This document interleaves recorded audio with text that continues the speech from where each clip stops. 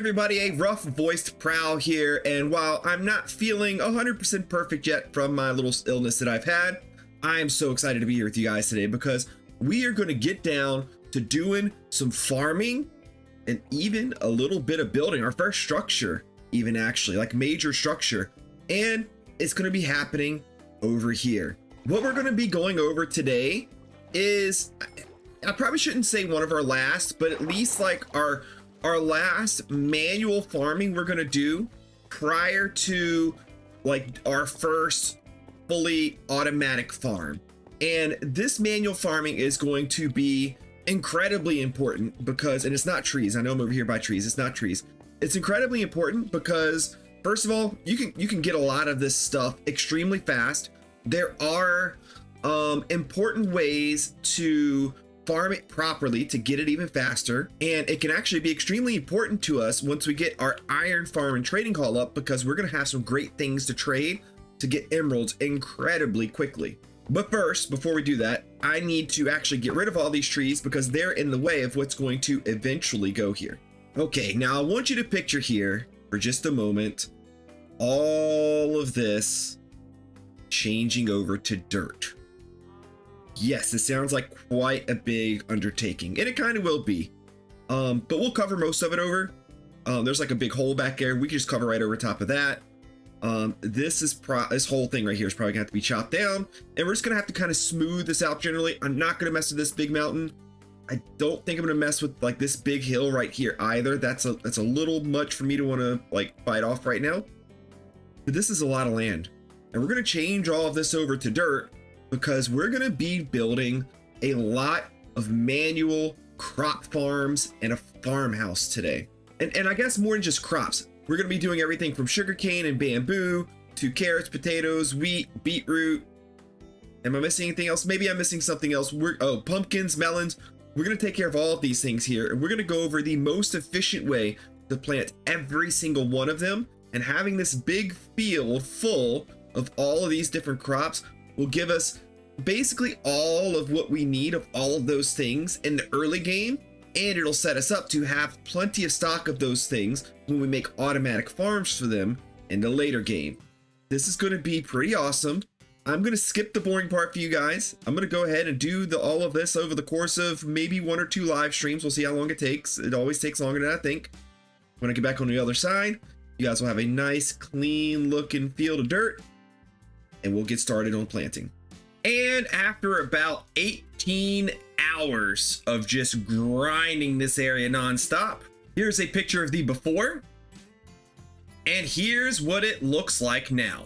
This was quite a lot of work. We used the technique of placing down a moss block, bone mealing it to spread the moss around, and then using a hoe to get the moss up really quickly. Since I don't have a beacon yet, that was an extremely fast way to get rid of all of the stone versus the alternative, which would have been just mining the stone up manually.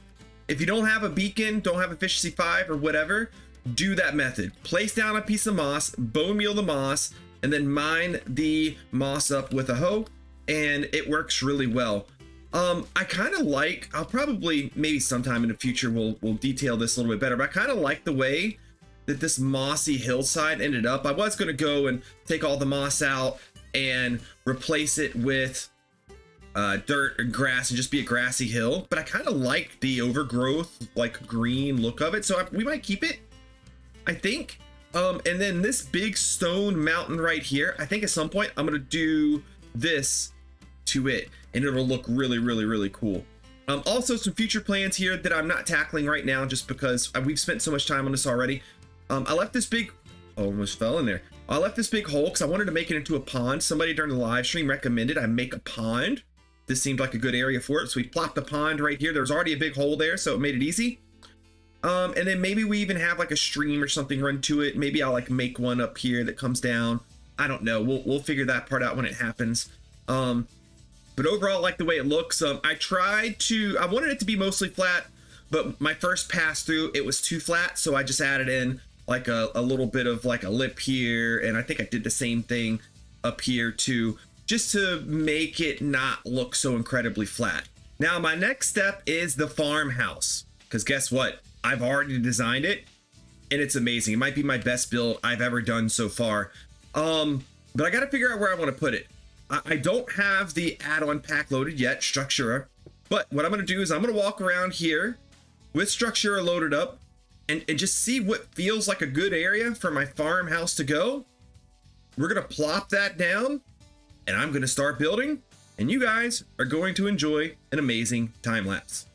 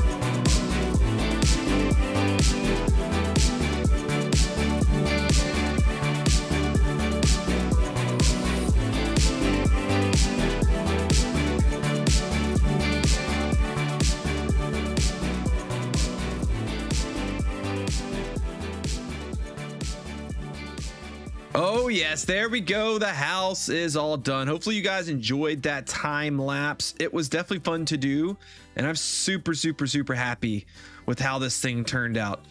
And in case you're wondering about the interior, it's about as empty can get. We'll see if / what I do with the inside. I would definitely like to do something with the inside. I was thinking of having my daughter design it. I have a copy of this on a creative world. I was thinking maybe I have her do the interior for me and then I build it in here via the same way that I built this thing here in the first place, which is the Structura armor stand method. Yes, I did use Structura for this. If I place this down, there you go. There is a copy of the build right there, and what I used to build this thing 1-for-1 in the world. So I could always get her to do her thing and then copy inside what she's done. But this helped me figure out where to place it, and obviously helped me out in building this thing in the first place pretty quickly. So super happy to use Structura, to use the world edit mod, the world builder is what it's called. It's in the marketplace, world builder. Super happy to use that. It made this process really quick and easy. And now without further ado, we got some farming to do. Now with our farming that we're going to do here, I have a few new tricks to show you guys and some things that I've tested out, discovered, optimized, and we're gonna go over how to do all of the crops. This beginning part is going to be slightly repetitive to what we did earlier in the season, but with some new information I found that makes this process even better. I can't wait to share that with you guys. And we're going to start out by going over the wheat, beetroot, carrot, and potatoes portion of things. And I really don't know how far out I want these farmlands to go. I'll worry about the actual layout and design of them here in a little bit. But for now, we can get started with actually farming these things. So first things first, let's get a couple buckets of water because we have to hydrate the land to be able to actually plant things. because if you till up, if you hoe up some land without it being hydrated, after a little bit of time, that farmland's going to disappear. We don't want that. I do know I want it to come up to the edge here, so maybe just for measurement's sake, we'll start over here, and we're gonna go out one. Let's see. Let's go from here. 1, 2, 3, 4. We're gonna go out 5, and 1, 2, 3, 4, 5. I'm gonna knock this guy right here out. We're gonna put some water in here. It's gonna flow down there. I can't do anything about that right now. We will do something about it a little bit later though. And I'm going to put a slab there to keep ourselves from falling into the water. We don't want to fall into the water. The water is still there, but we cannot splash into it and fall into it anymore. Okay, here we go. We have our classic 9x9. Now here is the first trick I want to show you, because if you want your crops to be able to grow daytime and nighttime, they need light. They need a light source nearby. Now during the day, it doesn't matter. You got sunlight, everything will grow just fine. But at nighttime, that's not the case. Here's one of the new things that I want to show you. First of all, if you do what a lot of people do, and you just put a torch right there, and then you do that for every single one of these squares that you make, your corners of your plots are not going to get like any growth. Basically like these, like roughly like, I don't know how many that is, 7 blocks or so, they're not going to get any light. They're not going to grow. So you're going to end up with these big patches, these big circles in your fields that don't grow. So here's what you do. I have the optimal position, and I already know I'm going to need some blocks because I need to place stuff down. So let me grab some blocks real quick. What we want to do is we want to go out. First of all, we can get rid of this torch. I have another cool plan for this later, by the way. I'll show you guys here towards the end. So what we do is we go out 2 blocks from the center, 1, 2, and we dig up this land in this spot right here. And then every other block, just like this, we dig up this land. And I've also realized that all of that dirt is now gone, and I'm going to need to get that back, but that's fine. And then what we do is not that spot there, in this spot right here. So in your case, you probably have solid ground down here. That's fine. You want to just dig down 2 blocks. You want to put a torch on top of each one of those blocks. Place your dirt back down, till it back up.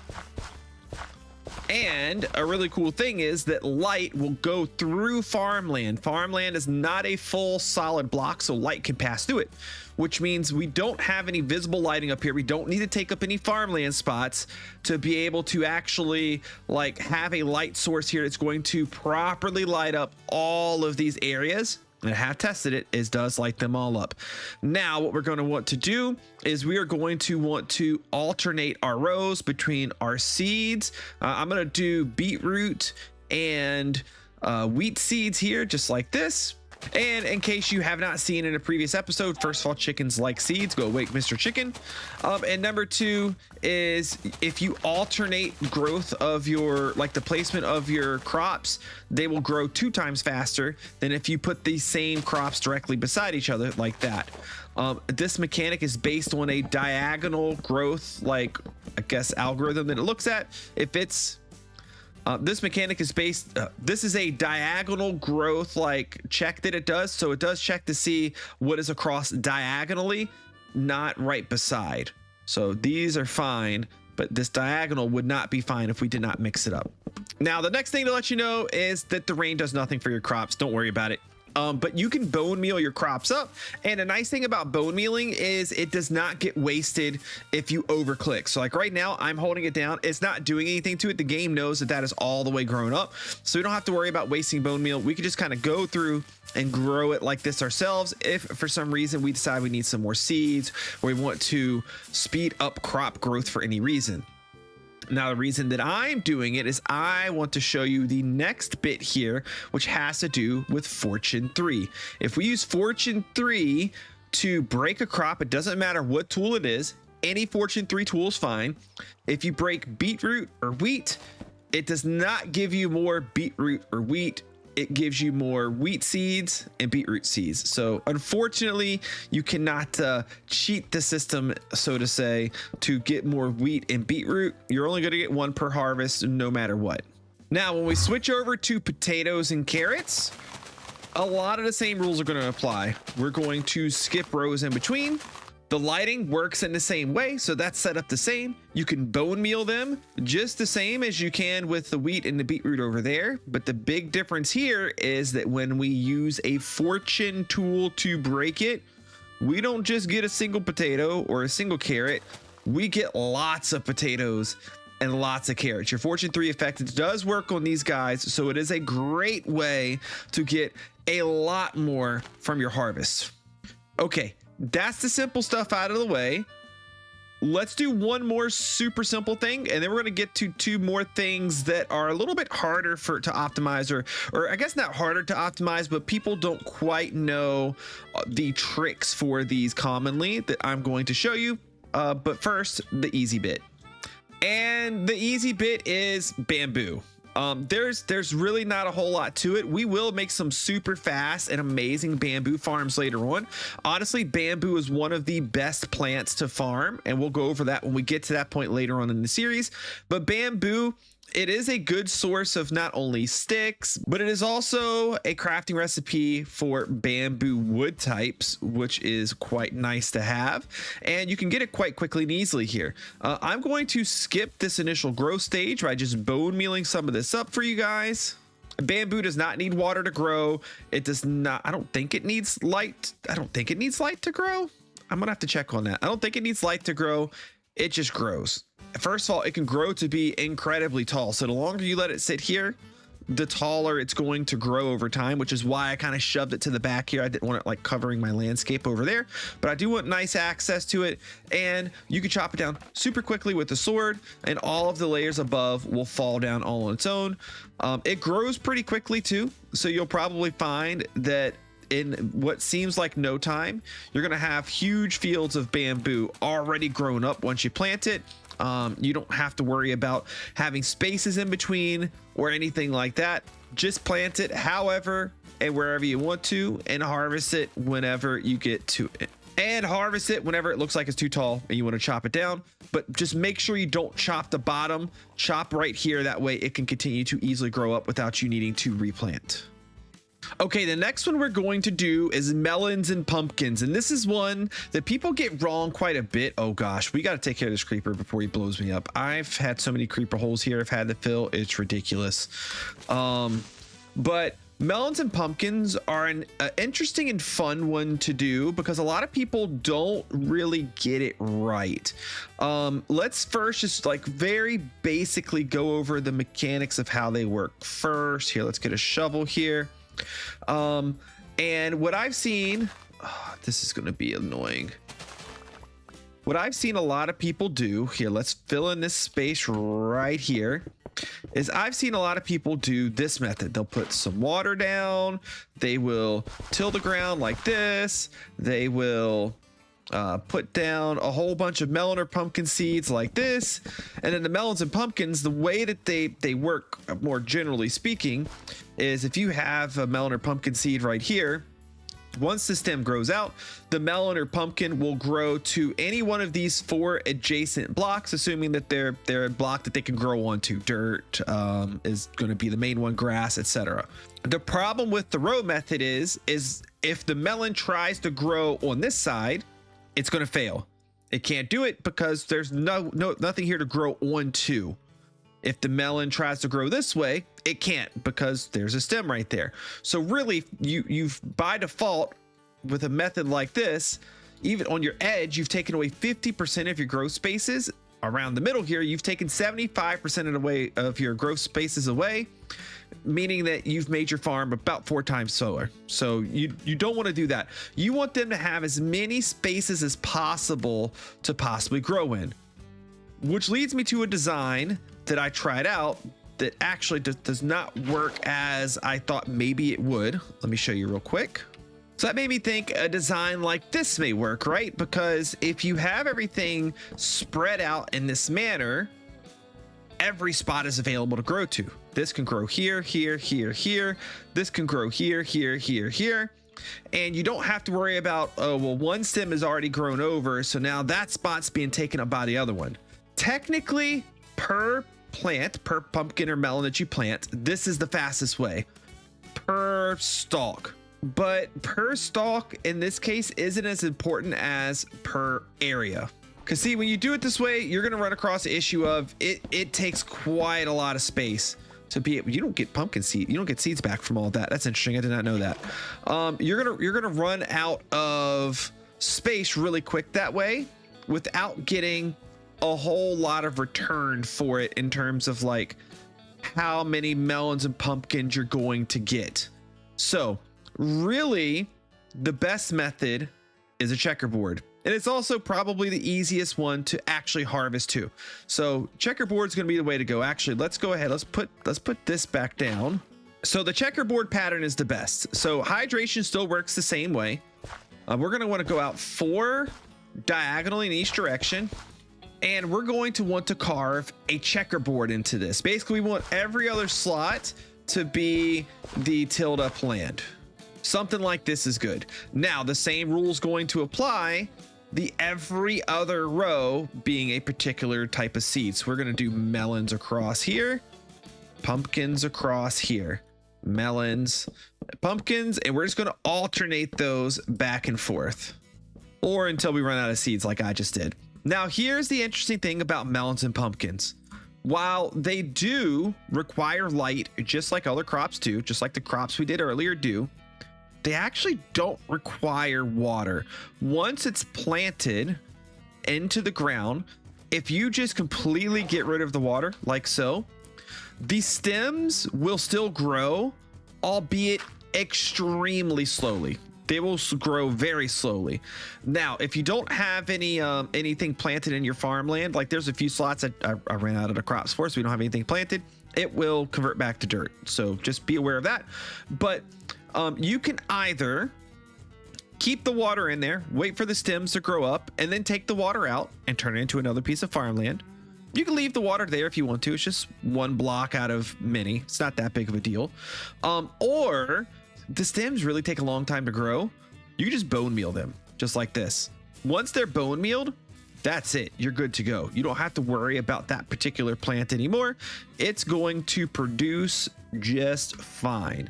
Now, when it comes to, go away, Mr. Pig. When it comes to our lighting, we're going to do our lighting the exact same way we did it before, where we're going to, in like every other slot here, I think we want it in this slot and this slot. We're gonna go through basically, and we're just gonna put the lighting down the exact same way we did over with the other crops. It's gonna work the same here. All right, here we go. Checkerboard is in and the growth is starting to happen already. It's pretty awesome. FYI, you can use Fortune 3 on the melons and you will get a larger return on the melons. I do not have an axe with Fortune 3. I only have one with Silk Touch right now. But you can see if I were to say punch this, I'll get a few stems. That actually wasn't that bad. Versus if I use Fortune 3, it's on a pickaxe here, but you'll see I get even more of the melons if I use Fortune 3. Or if you want to, you can use Silk Touch, and Silk Touch will give you the entire melon as opposed to if breaking into slices. Up to you. Pumpkins will just always break down into pumpkins. Doesn't matter what you use. There's no fortuning them or anything like that. Now you can kind of see here, first of all, this method's going to be really quick because there are 4 slots available per stem, but as it fills up, it's going to slow down a little bit because there's less and less slots available because those slots are being taken up by other melons and other pumpkins. But the reason why we don't do the other method I showed you that is much more spread out is because while it is more efficient per stem that you plant, you have 4 slots available per stem, and only 1 can ever be taken up at a time. So it's way less dense of a farm. You're not going to get anywhere near the amount of melons and pumpkins per spot available per space that you use. Oh, wow. Look at them all coming. They're coming in super fast. I'm going to wait for this to fill in real quick so I can show you the super duper fast manual farming method on it really quick. And while I wait on that, I'm going to go ahead and harvest and replant some bamboo. This stuff is going absolutely crazy back here. Okay, and here we go. And here's your secret for how to do this. You don't run the rows straight, just run them diagonal. That's it. That's the secret.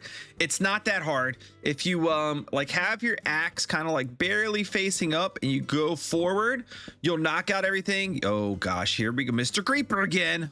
you'll see that your axe will not have any chance. It's not going to be possible for it to hit the stems, so you don't have to worry about knocking the stems out. And you can very easily just make clean straight line runs to get all of the melons and pumpkins. And see, just that little time I did all of that, we had 3 more grow. This thing is just like so look, there's 2 more. Like, once you get this thing to a certain size, and there's another one. I'm probably going to end up making this thing probably too big because that's just what I want to do. It just constantly grows melons and pumpkins, just like you're seeing right now. And it just never stops. They just keep growing and growing and growing, and you can get practically infinite of them. You'll spend the rest of your life, literally the rest of your Minecraft life, getting melons and look, they keep coming. Okay, let's move on to the last one, which is sugarcane. Okay, so I know sugarcane is a big one for quite a lot of you.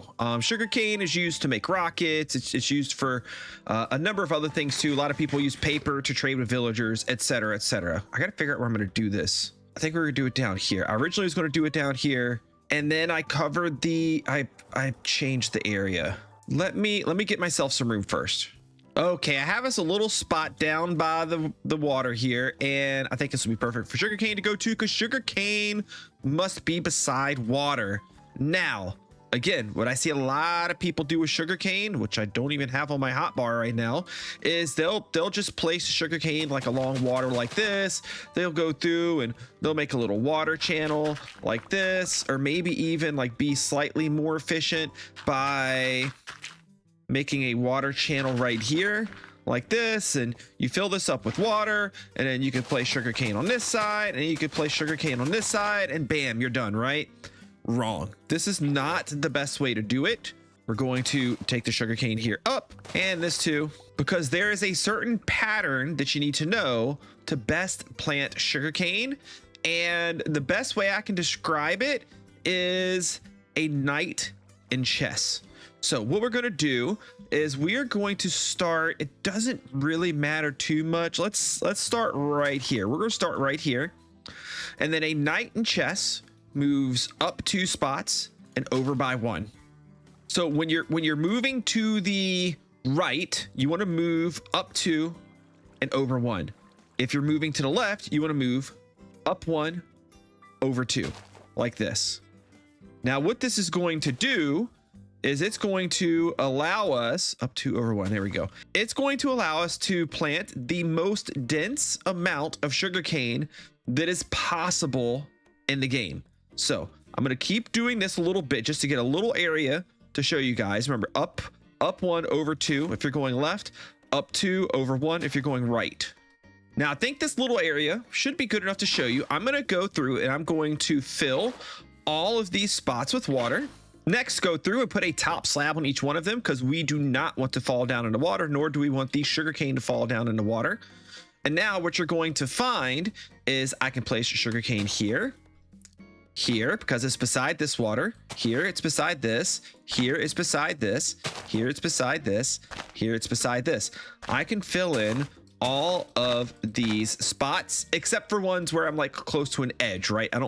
I should have water like right here, but I technically don't. I could probably put some water in there like this and hide it, and then even put sugarcane right here. So cool way to make a, like, first of all, just a good looking sugarcane field, right? But also it's going to produce you a lot of sugarcane in a very small area. In fact, this area is pretty small. How about we do this one together real quick? I'm going to go ahead and do this entire lower like portion. And when we get back on the other side, I'll show you guys what it looks like and how fast it gives you sugarcane. And there we go. We are done. A nice big old field of sugarcane. I literally just finished farming it all, and we have a few pieces that have grown already. Sugarcane grows on the slower side of all the crops. You can bone meal it, and when you do, 1 piece of bone meal gets you 2 stalks, so you get 2 for 1 with bone meal, but only on Bedrock Edition. Unfortunately, my Java friends over there, you guys can't bone meal. Oh gosh, Mr. Creeper's up there. He's always looking for me. You can't bone meal it on Java Edition, which kind of sucks, but it is what it is. Otherwise, kind of like with bamboo, when you harvest it, just make sure you're looking up at like head level. Don't look down and accidentally mine out any of these stalks, because if you do, then sometimes they're a pain in the butt to find and replace. But my recommendation is, no matter how big you make your field, you don't have to make it this big, really. This is just me doing something oversized because it's going to look cool in the world. Just let it sit for a little while and come back to it every so often, and you will have yourself quite a bit of sugarcane. Now, what I'm going to do between episodes here is I'm going to lay out some pathways that kind of take me over to this way, down through the fields, lay out the fields themselves. And I didn't get to making my special thing that goes here. It's like a placeholder. I will make that between episodes as well. You'll see it. I'll show it all off at the beginning of the next episode. Mr. Creeper, thanks for joining me, but you must go. I appreciate all of you guys for coming today, and I'll see you in the next one. Bye-bye.